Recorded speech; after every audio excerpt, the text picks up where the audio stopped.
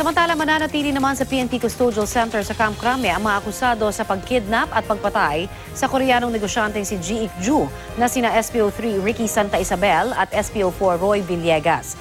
Alinsunod po yan sa desisyon ng hukom sa Angeles City. Balitang hatid ni Steve Dailisan.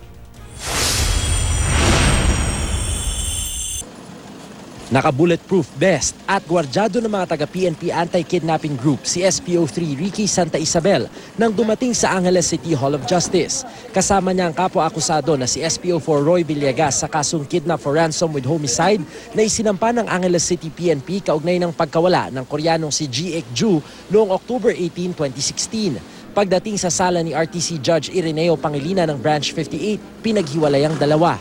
Sinamahan si Santa Isabel ng kanyang nakatatandang kapatid na si Rosalina at panganay na anak na si Reggie na may dalang pagkain. Makalipas ang ilang minuto, nagdesisyon ng judge na ibalik sila sa PNP Custodial Center sa Camp Crame. Kapwa naman sila walang tutol sa desisyon ng judge. Okay lang po sa inyo yung commitment order? Okay lang po. Ayon sa anak ni Santa Isabel, wala raw nabanggit ang ama sa kung saan niya gusto magpadetine. Kahit saan namang siya magstay, kung gusto siya talaga trabahuin, wala na, okay na yun. Umaapela sila sa Senado na ituloy ang investigasyon at maimbitahan sila upang madinig ang panig ng kanyang ama. Hanggang ngayon, natatakot pa rin daw sila sa kanilang seguridad. Sana matuloy yung sa Senate para mas marinig kami ng tuloy. Sobrang halos one-sided eh. Matapos ibaba ang commitment order, agad ibinyahe pabalik sina Santa Isabel at Villegas sa Camp Crame.